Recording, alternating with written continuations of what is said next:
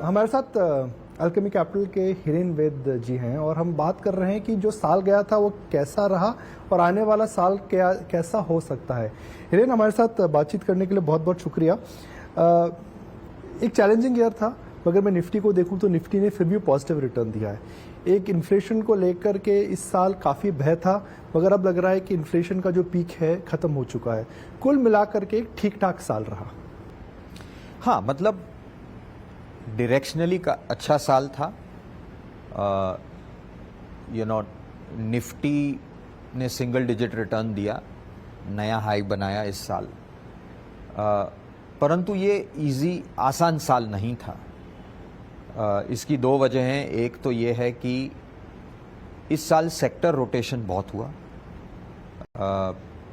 Beginning of the year metals चले, फिर metals correct हुए, फिर कुछ और चला। तो 3, 4, 5 सेक्टर जो हैं काफ़ी उसमें, और अब जो है वैल्यू और मोमेंटम ज़ोर से चल रहा है। और दूसरा ये था कि जो फर्स्ट हाफ के जो नतीजे हैं, अगर आप टॉप 500 कंपनियां देखें, उसमें से 80 ऑड फाइनेंशियल कंपनीज हैं, उनको निकाल दें क्योंकि वहाँ पे मार्जिन देख के कोई मतलब नहीं है, तो तकरीबन 500 बेसिस पॉइंट का एक धक्का लगा है मार्जिन को जी। तो टॉप लाइन ग्रोथ तो बहुत बढ़िया थी, 28-30%, लेकिन नेगेटिव ऑपरेटिंग लेवरेज आया मार्जिन घटने से। PAT in second quarter was down 25%।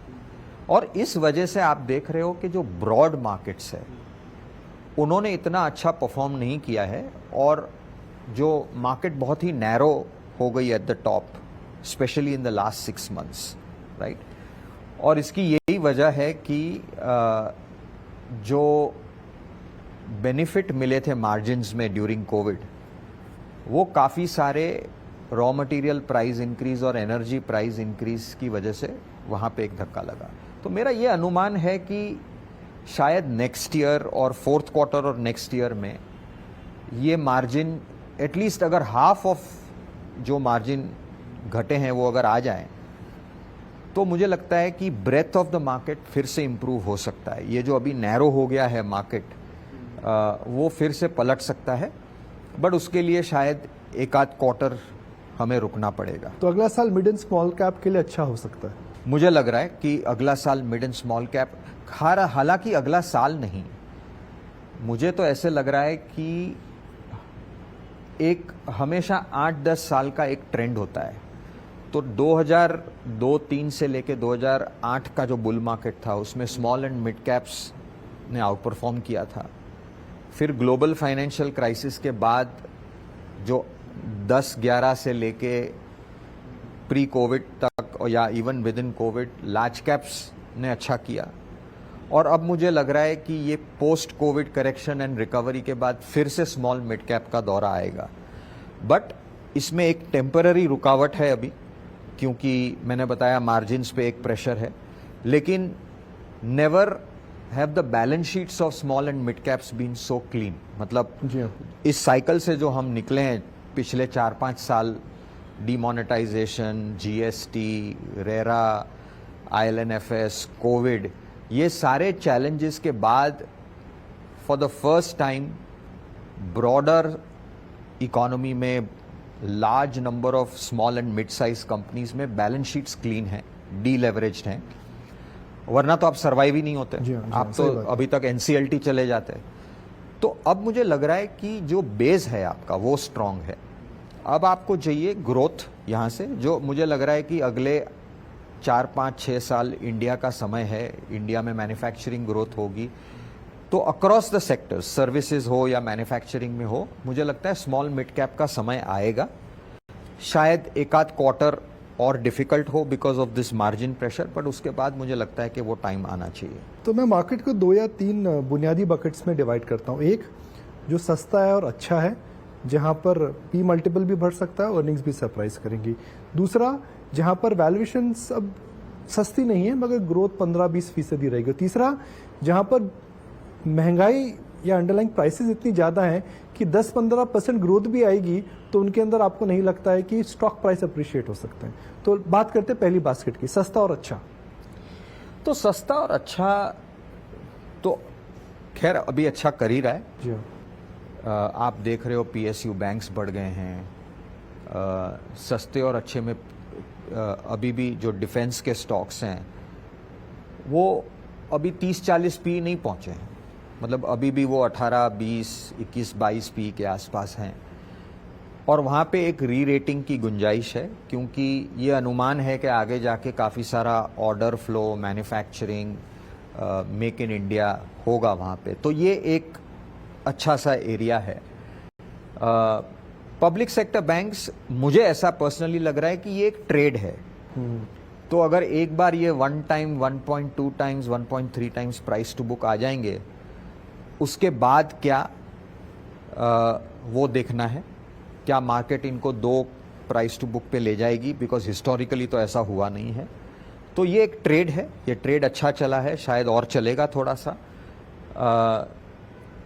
और बाकी जो हैं, जो ऐसे सेक्टर हैं जहाँ पे लॉन्ग टर्म बेट्स नहीं लिया जा सकता, जैसे अभी शुगर अच्छा कर रहा है या फर्टिलाइजर स्टॉक्स अच्छे कर रहे हैं, ये सब cheap value kind of sectors हैं जहाँ पे 6, 9, 12 महीने तेजी हो सकती है, लेकिन इस पे आप 2, 3, 4 साल का व्यू नहीं ले सकते, right?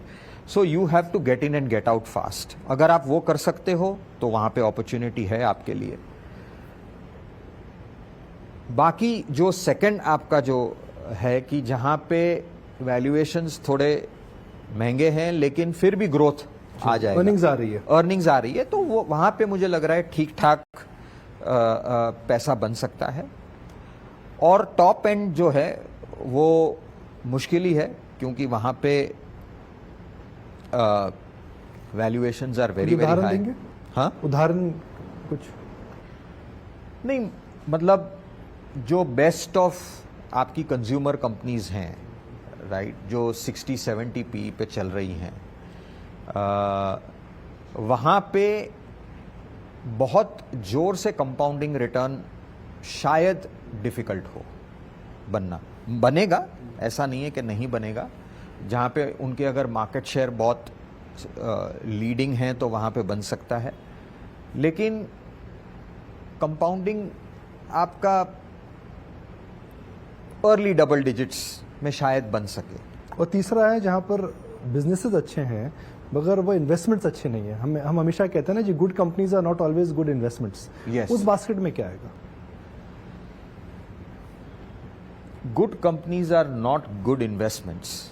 Not all good companies. हाँ, मतलब वही है जो आपकी जो जहाँ पे वैल्यूएशंस बहुत हाई हैं। तो एक तो कंज्यूमर स्टेपल हो गया, और क्या है आपके हिसाब से?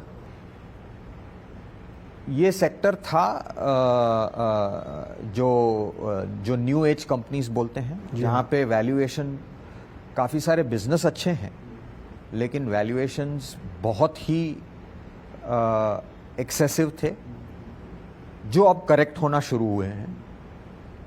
तो वहाँ पे शायद 2023 में काफ़ी अच्छा अपॉर्चुनिटी मिल सकता है, क्योंकि पहले यूफोरिया था, अब ऑलमोस्ट डिप्रेशन है। तो मुझे लग रहा है कि ये एक एरिया है जो हेटेड है, लेकिन वहाँ पे अपॉर्चुनिटी बन सकती है।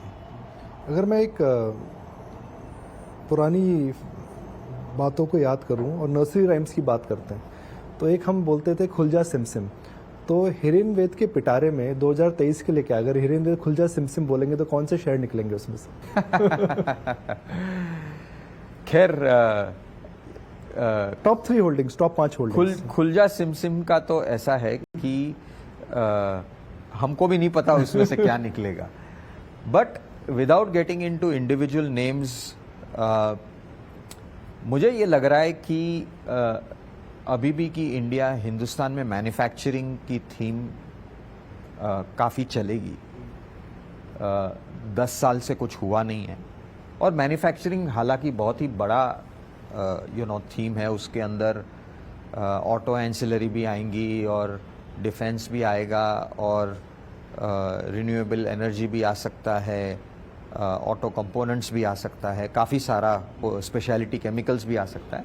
बट वहाँ पे हमें जाके इंडिविजुअल स्टॉक्स ढूंढने होंगे जो इंटरेस्टिंग लगते हैं।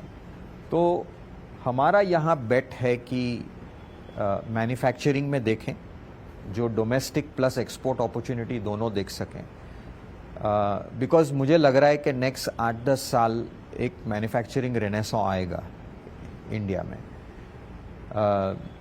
और बाकी मुझे लग रहा है कि जो अभी टेक की, जो मैंने टेक में मैं इंटरनेट टेक की नहीं बात कर रहा हूँ, आईटी सर्विसेज की बात कर रहा हूँ, वहाँ पे भी मुझे लग रहा है कि मे बी एक आध क्वार्टर के बाद ये सेक्टर बॉटम आउट हो जाएगा और वहाँ भी मुझे लगता है कि अच्छी अपॉर्चुनिटीज़ मिलेंगी, अच्छा काम हो रहा है। वहाँ पे भी सेक्युलर ग्रोथ वाली काफ़ी स्टॉक्स हैं जहाँ पैसा बन सकता है। खैर बैंक्स एंड फाइनेंशियल सर्विसेज तो है ही, that is a theme that has worked, may continue to work, but individual stock picking करना पड़ेगा इंस्टेड ऑफ सेक्टर। तो कुल मिलाकर के अगर मैं एक सिंपल एक छोटा सवाल पूछूं, 2023 को लेकर के लोगों को आशावादी होना चाहिए। मतलब इस समय मार्केट की वैल्यूएशंस, अर्निंग साइकिल्स और अगर आप बेसिक मैक्रो एनवायरनमेंट को देखें तो chances of getting a double digit return in 2023 is high. बिल्कुल बिल्कुल, मुझे लग रहा है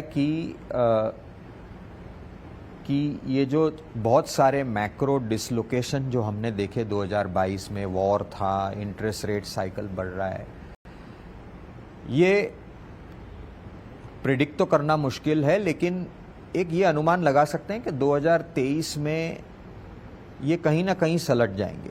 right, interest rates finally top out हो जाएंगे first quarter of next year में। एंड दूसरा ये है कि एनर्जी प्राइसेस, कमोडिटी प्राइसेस भी थोड़े से ठंडे हो जाएंगे, सप्लाई चेन इश्यूज थोड़े से रिजॉल्व हो जाएंगे। तो मुझे लगता है 23 का फर्स्ट हाफ में बी लिटिल डिफिकल्ट ये सब ट्रांजिशन होने में, and second half could be relatively better, but it's very difficult to time उसको कैसे करना है। बट मुझे लगता है कि 23 अच्छा साल जाएगा। 24 में इलेक्शन है, तो मुझे लग रहा है कि गवर्नमेंट स्पेंडिंग भी काफ़ी अग्रेसिवली होगी on infrastructure, on bottom of the pyramid. तो वहाँ पे मुझे लग रहा है कि एक they would want to go into the election with economy doing reasonably well. तो I think 23 should turn out to be एक अच्छा साल होगा। उम्मीद करता है आपके लिए, आपके परिवार के लिए भी अच्छा साल हो। So thank you very much, and 2023 आने वाले साल के लिए आपके लिए बहुत बहुत शुभकामनाएं। धन्यवाद निकुंज, और शुभकामनाएं आपकी टीम के लिए और सारे व्यूअर्स के लिए। चलिए, तो साल 2023 हिरेन वैद के हिसाब से उनकी जो आउटलुक हमें समझ आए वो ये बोल रहे हैं कि इस साल अच्छा रहेगा, अच्छे रिटर्न्स मिलेंगे।